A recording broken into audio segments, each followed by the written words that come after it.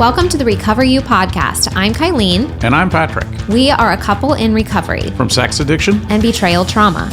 Together, we share our story to encourage you on your journey. It's here that we talk about sex addiction, betrayal trauma, mental, emotional, and physical health, faith, and anything and everything needed to recover you to your most authentic self that God created you to be. Welcome, everyone, to this week's episode of Recover You. Hello, Patrick. Hello, Kylene. So today we're going to be discussing stress and navigating with it and dealing with it after recovery. Recording these podcasts stresses me out. It doesn't. Don't tell people that. No, it doesn't. It doesn't. Love doing these. Yes. It's a Sunday afternoon. It's a cozy day. It's raining. And here we are. Yep. So I'm going to share a little bit of my personal recent experience with this topic. And Patrick was sort of thinking that, just share what you said earlier. So I remember when it comes to stress and life anxiety and things like this, I know that I used to believe that once I got into recovery and kind of solved all of these root issues, that my life would be footloose and fancy free, right? Is that footloose and fancy free? Really carefree. And I think what I recognized was, no, actually it's not, because life does continue to come at you. It really does. But hopefully through the process of recovery, you become better equipped to manage these things, to not go off the deep end, and in the case of the addict, to not engage in something that's inappropriate to soothe maybe some of the hard things that come out of a very stressful interaction or whatever. So that's the gift, right? It's the gift is to be able to manage a stressful situation in a much more healthy way than you ever used to. And actually, to be honest, I remember thinking like my capacity to handle stressful things was so high when I was an active addict. Like it was like a dichotomy. I convinced myself that I could handle a massive amount of stress, right? And it was probably because I couldn't manage it appropriately, right? But it was just like the only thing I knew. So now you were drugged out. Right, yeah, in essence. So now now you have to kind of go, man, that situation really upset me. That situation really made me mad. And so when it comes to things like the faster scale where you can check in, that's why those tools are so important, because you can actually sit down and go, man, I don't feel good. I just had an interaction with my boss that was not a good one. We ended up really disagreeing, and I don't feel good about where this is at. And I walked away doing some mind reading, or I walked away thinking that they thought less of me or whatever that was. And then you can kind of track it on your faster scale, then maybe reach out and talk to folks and kind of address that, that negative belief or negative thought that's coming from it. So for a betrayed partner, one of the things to sort of understand is that betrayal for many is a trauma. And when you're thinking about trauma and trauma responses, it's just really interesting because of how it impacts the brain and the body. So I'm going to share a little bit of my personal experience recently and how my brain and my body responded, even though it had nothing to do with betrayal. Mm-hmm. Like it was a totally separate situation. But I think one way to think about trauma is almost that it primes your nervous system in a way. So then when other things feel like threats, you can have similar responses on a nervous system level. And what we want to do through healing is live as much as we can in a state of groundedness and calm and peace and safety. And when these experiences happen, to Patrick's point, be resourced up so that we can move through them. I think the thing that we're going to be communicating here is that it's not that these things won't ever happen again. Right. We will always have stress responses, and we will always get activated by different things. Or for a betrayed partner, you'll go through life and various things might feel like a threat. But once you've been through recovery, once you've worked through a lot of your pain, and once particularly you've created safety in your home and relational environment so that that's primarily what you're living in, then what do we do with the stress? So I'm going to share my experience, and then we'll kind of talk about some pillars that can assist maybe in these situations. So It all started about a week ago. It all started back in voice lessons when I was 5. It was a little over a week ago. And I'm not going to go into specifics because it does involve a family member. But basically, I had a family member that made a comment that really upset me.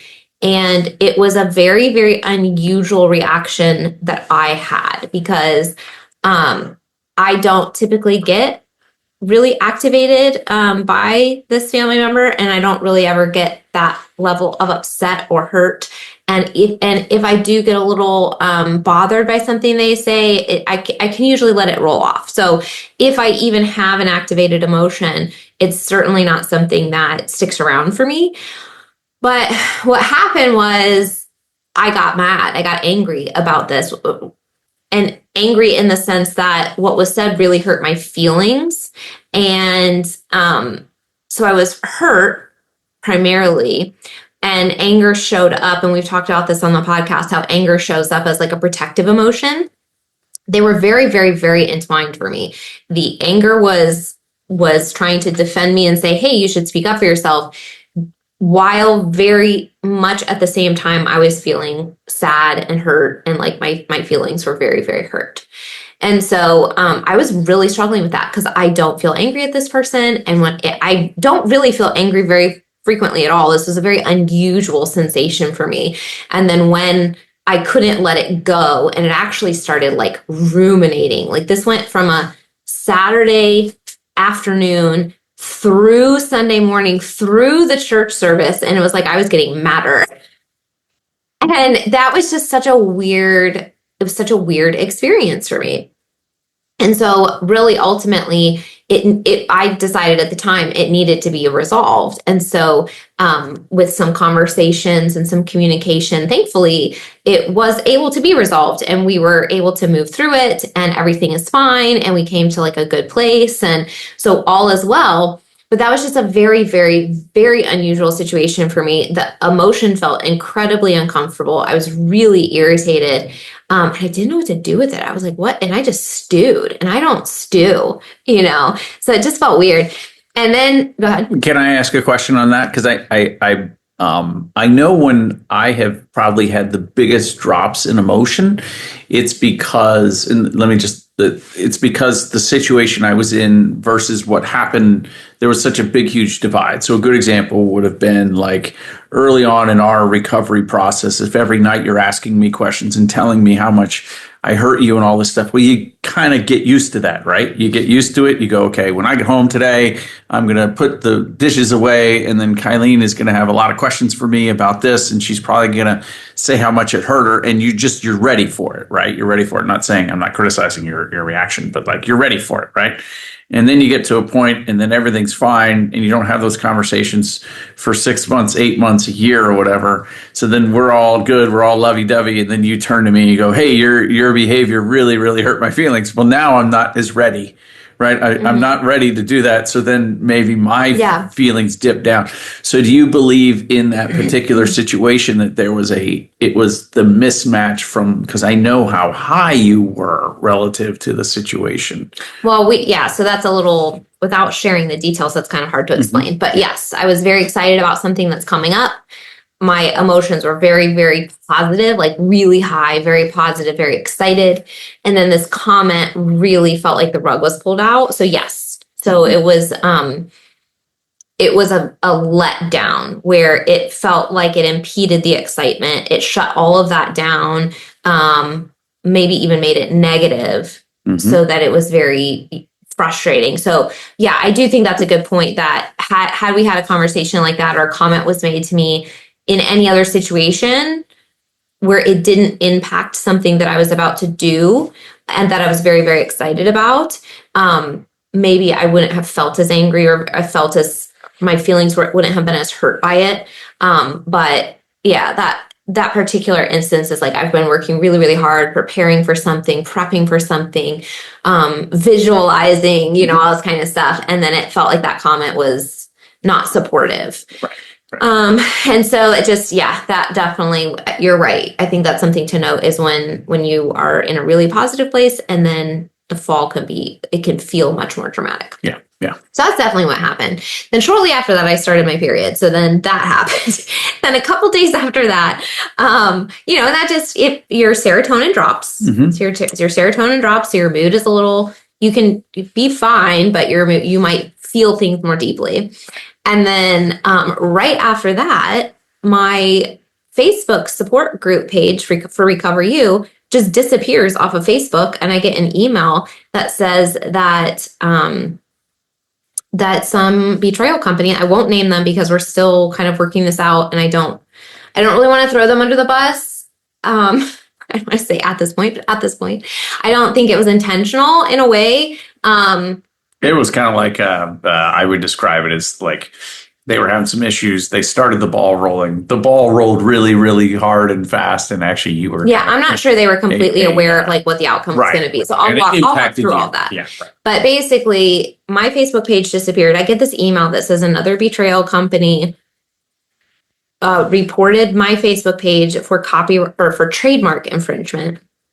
And of course, there was no warning. There was no communication. There was no, hey, you are stepping on our trademark. Can you change this wording? Can you, nothing asking about it, I had no concept that this trademark existed. The trademark itself is for the 3 words in this order: betrayal, trauma, recovery. Mm-hmm. I was floored. I was shocked. I was like, how can you trademark that? That's like trademarking. I'm a cardiac emergency heart specialist. Like, is that a thing? I don't know. Okay. But but you could say like, it's like saying PTSD recovery coach or like anxiety recovery. Like, that's the name of the thing and then what you are. Right. So right. I just couldn't, I was so surprised by that. So I get an email. It says, hey, this company, this person has reported you. Your Facebook group has been removed. I had no warning, so I couldn't do anything about it. And then the email says, here are your options. You can email this person. Here's their email. You can ask them to retract their claim. And then you can also appeal to Facebook if you'd like. So I did both. And after several emails with the individual, I realized what happened was they had trademarked this phrase, I guess in 2017, 2018, something like that. But then they filed a trademark protection with Facebook, I guess, recently. This was a recent thing. So as we were going back and forth, at first, the reply was, oh my gosh, like if you didn't have those 3 words in a row as your group name, then there's been a mistake. And then I was like, okay, great. Well, this will be easily resolved. And then I get a follow-up email and it's like, oh, I do notice in your email signature, it says betrayal, trauma, recovery coach. So betrayal, trauma, recovery, those 3 words are in that order. Maybe it was somewhere in your profile page. And I'm kind of like, well, yeah, it's a descriptor. Betrayal trauma is the thing.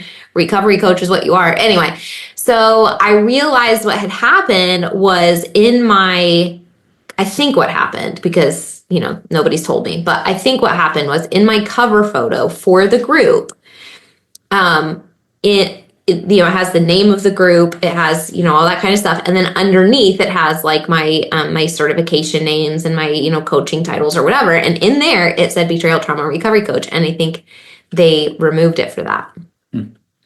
So after emailing with this person back and forth several times, I said, listen, I will reword my email signature and, I can redo that cover photo if that's the deal, but I need you to retract it because I don't even have access to this group right now. And so they went ahead and said, okay, we will retract it. They asked me for some of my information, and it was kind of frustrating because they reported it, but it wasn't really that person. It was some legal team behind the scenes that did it. And so the person that I was talking to actually was not aware. Like, they didn't push the button to report me. And I was making them aware that their company did this, right? Somebody on their behalf did this.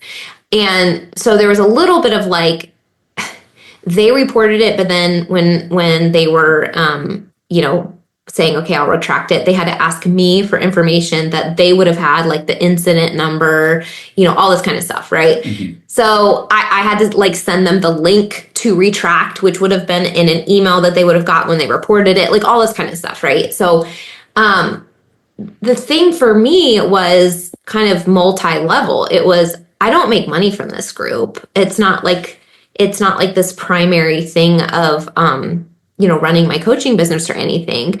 But it is a support group. Like people are in there asking questions, and I spend time writing answers to anybody that asks a question. Right. And then just with no warning at all, it's gone overnight from a company that represents something similar. Right. And so I'm not 100% sure that the owner of the company knew that by filing this protection, there wouldn't be warnings that it would happen overnight. Like I'm not sure the level of awareness they had when they kind of put that, to your point, when they set the ball rolling in motion. But that's what happened. So that was like a long week for me. There was a lot of emotional stress that it was just really a lot for me to kind of like process and deal with. And relational stress really bothers me. I don't like to have conflict with anybody, but people that I'm close to and people I care about. I definitely don't like that. So that really bothered me. And then a few days later to have this to be dealing with this trademark thing was really stressful. And I was like, it's hard to have something that you really have spent a lot of time in and developed. And one of the things I just loved about it, and for any of you who are in the group, I felt like we had really curated such a safe, comfortable place for people to come in and ask questions. There were guidelines around how people would ask questions. So it was like really intentionally created so that it wouldn't be like super triggering for other, for people coming in and stuff. And I thought, man, this is such a supportive group. And then boom, just overnight it's gone. And people would be in there supporting each other in the comments. And it was just really great. People did such a great job that were members of that group. So it was super frustrating. So where we're at right now is they've retracted the claim, but I haven't heard anything from Facebook. So I'm going to wait a little while to see what happens. But if I don't hear back, I don't know, maybe midweek or end of week, I may actually email them again because, again, I'm not sure how much they're aware of the reality of this process that they've started. And I cannot imagine that I'm the only person that uses those 3 words in this field in that order. Like it's a descriptor, So if that's what's happening, they need to be aware that if they click that button, stuff just disappears. There is no warning. We can't, support people. That's just crazy to me that there's no warning. Like I would completely understand. And here's the deal. I respect their desire to protect their business. That's fine. But I think what frustrated me is like, just ask me to change my cover photo or reverse, say, hey, like, did you know that we had this trademark? Like I had no idea. And that was so shocking to me. I'm not intentionally out there stepping on their business. You know what I mean? So that's just weird. So I think one of the things I'm going to do if it doesn't get resolved fairly quickly is let them know that, hey, I know that you've retracted it, but I also need you to know that that didn't just solve the problem. Like this is still not resolved, just so they're aware, because if there's a lot of other coaches out there that might, who knows, if they don't put a pause on that, might experience the same thing. And then I do think I'm going to talk to a lawyer and kind of ask them what's up. Yeah, that's always smart. And I don't want to go after people, but I that's not my intention here. But I want to protect my business as well. And I also am just kind of the idea of trademarking that seems really bizarre to me. So I kind of want to ask some questions about that. So anyway, that's kind of where we are. So a lot of stress, right? Totally not betrayal related. Patrick was like on Team Kylene this whole time and supporting me through this. And I was kind of trying to process. But for me, I was taken off guard in several ways. Like I wasn't anticipating the familial conflict. That made me really uncomfortable. I had emotions that I really was not familiar with. And then with the trademark stuff, oddly enough, one of the things I realized that happened was that my legs shook a little bit, which had happened when I think I was externally fairly calm. I was like a little elevated in terms of like, I'm stressed about this, but there's nothing I can do about it, right? But my body was responding. And I noticed at one point that like my leg was kind of shaking. And that was something that would happen when you and I were having conversations, like all the way back in the first couple months of me asking questions and finding everything out. Yeah. So clearly this felt like a threat to me. Clearly it felt like there was some sort of, attack, or I don't know, whatever you want to say. It just was not safe, right? And frustration. And so my body actually responded to that in a way that maybe mentally didn't match up exactly, because I'm like, well, it'll work out, and if I don't get my group back, it'll be fine. I can start something else. But it's frustrating. Yeah. But my body was a little riled up about it. Yeah. You were even through yesterday. I noticed, and you and I kept talking because you have your recital coming up in a couple weeks, and I was kind of walking you through as opposed. And I think this is good advice for most of us. And I have a good friend of mine from my 7 Pillars group who kind of taught me through this. Is sometimes it's important in situations to have low expectations. And so all that means, it doesn't mean walk around life just understanding that everybody's going to let you down and they're all horrible people. That's not what he's talking about. He's just hey, anticipate things that are going to happen, and then you're better prepared for them. So I think emotionally for you, as you move closer and closer to that performance state, any number of things can go bad, or any number of things can maybe not go right, or whatever. You forget words or whatever that is, and that's maybe normal for you, maybe not so normal for me, but understanding that, hey, that's going to happen. What do you do if it does? What do you do if it does? As opposed to, I really hope that doesn't happen. Yeah. You know what I mean? Okay, well, what happens if it does? How are you going to react to that? How I remember I actually asked you this question, and then I was kind of laughing because I feel like it's the big question everybody should ask themselves, and it's the whole reason why people need help and therapy and things like that. But it's why do you allow certain people to steal your joy in a sense, right? And it's well, because either for whatever reason they're close, they hit you, when you least expect it, or whatever. I mean, everybody's joy gets stolen by somebody at some point. You know what I mean? And so it's a good question to have. What is it that prevents you from reacting in a manner in that particular moment where you go, I'm not really worried about that. I'm very comfortable in what I'm going to do and what I'm doing. I'm very comfortable. It's almost like the trademark thing. As much as that took you off guard, you can be like, I don't really care about that. I'll get another one started. And I'm being very silly because you've worked very hard to create that. I'm not downplaying that. Well, it's not just about me. Yeah. It's that it's a support group. And so it's not even about my business as much as it is support. There's a group of people in there that look for the encouragement and encourage each other and ask questions. And then boom, it's just not there. Right. That's crazy. Yeah. But yeah, I think one of the things that we had talked about this week was, we talk about it on the podcast a lot, is a trigger is a reflection of an unhealed wound, right? Mm-hmm. So that's definitely what was happening with the familial conflict, was, kind of feeling, kind of taking you back into a different age, right? So if you have an interaction with somebody and they say something, or they you've probably heard, if you hang out with college friends 30 years later, you're going to feel like you're in college, and you're going to kind of act together the way you did in that period of time. Mm-hmm. And if you're, with your parents, and you're going to feel like a kid and stuff like that. So I'm that way with my Army buddies. I've told you those stories. We get together and everybody falls right into the ranks. So I'm sir, even though these are just peers of mine now, because I was sir 20 some odd years ago to them, so it's always kind of funny. Yeah. So when there's conflict, though, if there's a power dynamic, you're going to fall into that ranking system too. And so that can make you feel small. It can make you feel insecure. I think that's a little bit of what was happening. And then, so there were definitely some wounds there that were not just from that conversation, right? Mm-hmm. That was certainly happening. And then I think, the surprise with the trademark, for sure. It was a big surprise. And also I wasn't given the benefit of the doubt or the opportunity to fix it before something was removed. So that was frustrating to me. So it was a culmination. So then in terms of zooming out and going, okay, well, how do you, what are some things that you can do when stress hits, even outside of betrayal? Well, one, hopefully through betrayal, you get a support system in place and you have done a lot of the emotional processing work, in order to even be able to do that and analyze that and go, okay, what wound was this triggering, so you can have that conversation. But number one is communication and connection. So obviously through this period of time, I was talking about it, and Patrick was helping me think through things, and we were really communicating about how it made me feel. And so I definitely wasn't keeping it all bottled up inside or trying to do it all by myself. I definitely needed help.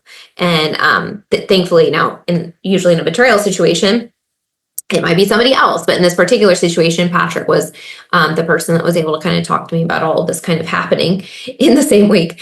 And then what's nice specifically about being able to talk to Patrick is he kind of is able to have those conversations about, well, what's the feeling underneath and what's the wounding, and you listen and you ask what I need and that sort of thing, but you're also able to provide some perspective, and things like that. I think what's really helpful sometimes when you have these multiple stressor weeks is we'll have a tendency to, and I'm going to use the term go off the rails, but all I really mean by that, it's not a pejorative. All I really mean by that is you can get overwhelmed and therefore you're trying to resolve everything. And so sometimes it's really important when you're in these multiple stressors is make sure you understand what you're trying to solve first. Mm-hmm. You know what I mean? Like there are things that if there's a negative interaction with a friend group or whatever, and it's born out of decades of maybe unhealed wounds or whatever, but you're just trying to get the weekend back together. Well, just focus on getting the weekend back together. You're not going to solve decades of trauma, right? Mm-hmm. And so I think there was a couple things where I kept saying that to you, like focus on the thing that you're trying to solve. Don't try to solve all of it right now because it's too hard. Yeah. You know what I mean? And that kind of goes into number two, which is, so you're going to communicate, you're going to focus on connection in some way. Mm-hmm. And then the second thing is decide what you're going to do about it. So there's some decision that needs to be made. For me, the agitation that I felt wasn't really diminishing overnight. It actually increased overnight. And so I felt in that particular instance that relationally there needed to be resolution. And so that happened, mm-hmm. and we pursued that. With the trademark stuff, you were sort of saying the exact same thing that you were just saying, which is like, hey, focus on getting the group back, focus on getting them to retract, focus on that, right? Because I was kind of like, well, I want to let her know, like, this is unreasonable. Like, everybody's going to be using this phrase and she should reconsider, and not from a mean place, just like, I cannot be the only person that uses these three words in that order. Right. You know what I mean? Yeah. Like, and if this is a button you've pushed that this is happening, or this is an algorithm, or these are lawyers behind you, like, I am not going to be the only one affected here. And you're like, just make sure you're, focusing on getting the group back. Yeah. So, well, at that point, I did actually mention that a little bit still in our communication, but at this but point, I definitely was communicating, like, politely, thanking her for, doing it, and, that sort of thing. Well, I think it's the person that you lean on for help.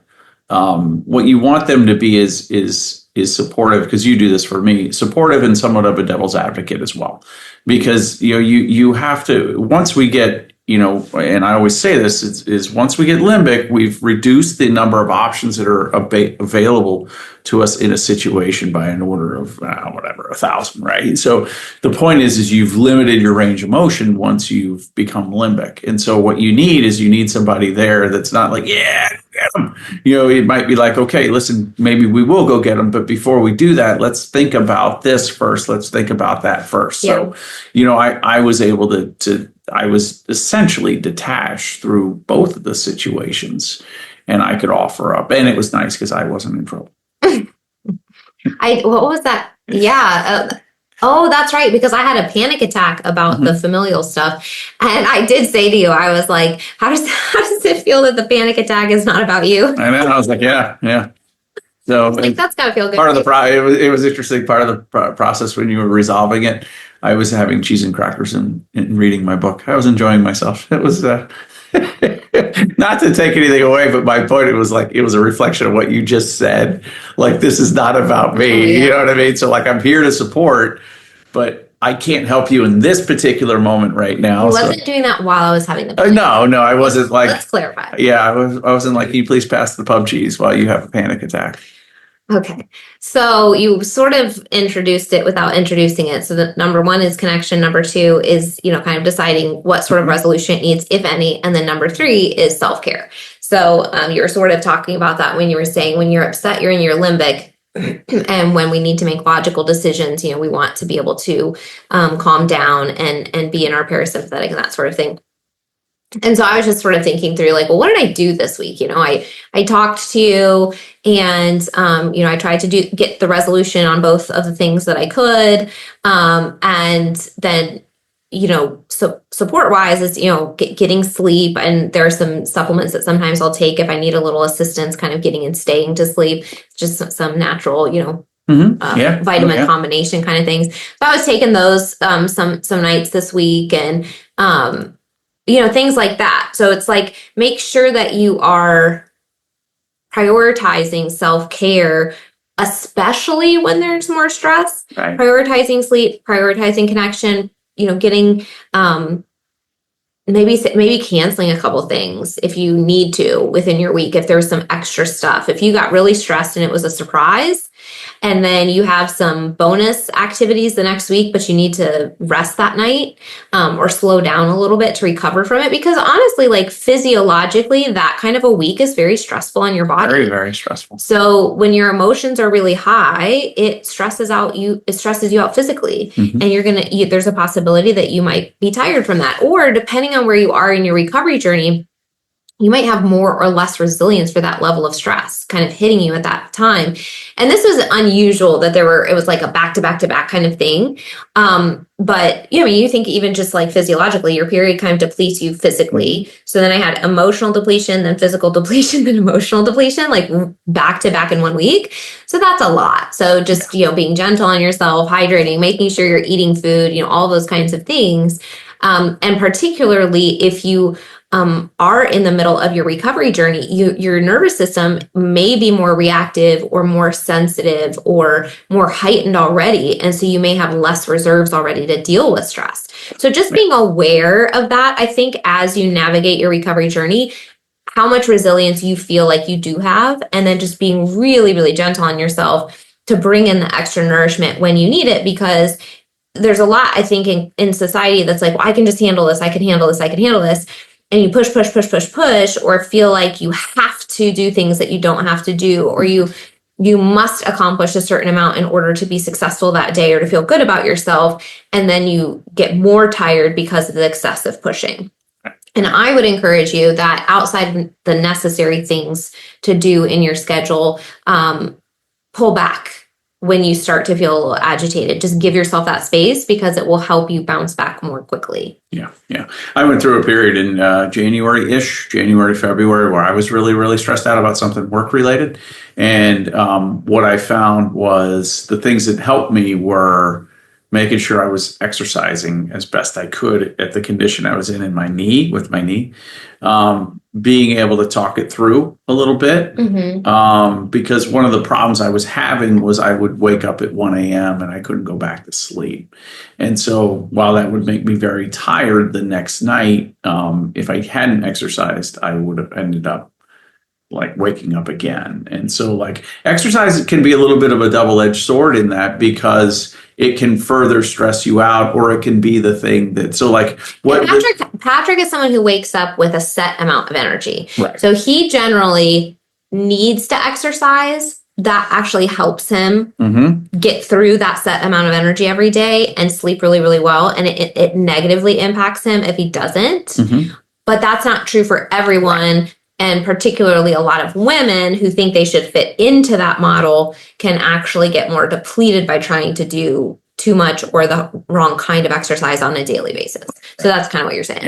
Yeah. And the other one could be alcohol. Alcohol's another one. Sometimes it's a fun thing to do and have a drink or two with a friend and like, yay, we're having a good time. But if you're stressed, that can really actually, your heart rate is already elevated and all of these things. And then as your body's trying to process that alcohol or whatever, it really disrupts everything. So, there's a lot of things that you can kind of point to and say through this process, what are the best ways to support it? Eating healthy. Sometimes people, when they go through stressful things, are like, that's it, I'm going for the the onion rings, and maybe the onion rings aren't the thing that helps you, you know what I mean, and that sort of thing. But maybe a more, have yourself a nice filling dinner that's relatively healthy. The onion rings. And then have the onion rings, yeah. Treat if you need it. Yeah, exactly. I was going to mention kind of along these lines as well. I was talking to a client recently, and some of her comments actually reminded me of something, but along the lines of a woman's cycle. So when you are in the bleeding time of your cycle, or at least close to that time, we're more reactive or sensitive in our emotional body. And what I want to be really careful about here is that you don't diminish the reality of that in the sense of, oh, I just go crazy on my period. No, I actually view it very similarly to alcohol, that it just brings out, it makes you a little more sensitive to the fears, the insecurities, or the pain points that actually do exist. And so one of the things that, we were talking about is that maybe the first 2 weeks of your cycle, you kind of feel fine. The last 2 weeks of your cycle, all of a sudden, like, I feel more insecure, or I'm feeling a little more stressed about this situation, or I'm a little more resentful towards my husband, or whatever it is. Those are not, hey, there's something wrong with you. Those are wounds still to address. And so it reminded me when we were having that conversation, I actually had a client in the past we would time some of our emotional processing calls to be in that part of her cycle, because she was very aware that I will actually feel this more that week. So why don't we address this pain point in that part of my cycle? Smart. Yeah. So I just want to make sure, like, when you think about that, though, don't ignore or suppress or reject what's coming up during that time. It's actually just, I think that you're a little more aware of it. Mm-hmm. And it's a little, the patience level to deal with it may be lower, right? And I think that's a little bit what happened to me with, like, the anger and the hurt feelings. My tolerance level, which would normally be very high for a situation like that, there was a deadline on it, which kind of changed the game. And then where I was in my cycle, I think also kind of impacted the sensitivity to that comment. And so, but that doesn't mean that it may not have bothered me another time. So I think that I just want to kind of make that clarification. Yeah. All right. Well, I hope that this was helpful. So if you are feeling stressed outside of betrayal issues, please note that's normal. But also remember to communicate to someone, talk to someone, a coach, counselor, your group, friends, family. Make sure that you support your body through that time and are able to kind of think through, okay, how do I want to address this? What's the resolution that I need? Sometimes maybe it's just acknowledging what's happening and giving your body support, and then you're fine. Maybe there needs to be a conversation or a boundary set, and maybe that's okay. But just kind of thinking through, okay, what's the decision that needs to be made? And then also saying no to things, giving yourself some extra space, bringing in nourishment, giving yourself the self-care that you need. And then on the addict side, just remember that stress is what sent you down that road for, say a good part of your life. So all those tools that you learned early in recovery and exercise those well, like the faster scale and checking in with people, kind of that same seeking out community is going to help you through that process as well. Connection is super important through stress for sure. I really do think that's when we get in trouble, is when we keep things in our own mind. We're going to make up stories about them. We're going to ruminate about them. And sometimes the stories that we make up are mostly true and partially false. And sometimes they're mostly false and partially true. Mm-hmm. And sometimes they're just wrong. Right. So we just have to kind of keep that in mind. And sometimes talking to a friend or to a trusted person can really help us analyze, how much of this is my own wounding speaking versus the reality of what happened. Is there maybe a different perspective? And then what do I need to do about it? We hope this episode was helpful, and just remember that every day is a new opportunity to choose health and freedom. Make that choice today, and we will see you next week. Woohoo! If you're listening to this, it means you've made it through an entire episode. Part of recovery is spending time engaging in healing and self-growth activities. We are thankful that you chose our podcast to be one of those activities today. Make sure you reward yourself for that accomplishment. If you've enjoyed this episode or this podcast, we would love to hear from you. Please take just a few moments to leave a rating and review, letting us know your experience with Recover You. We not only love hearing how these episodes are helpful, but ratings and reviews help others just like you who are searching for recovery information and support find the podcast too. We can't wait to hear from you. See you next week.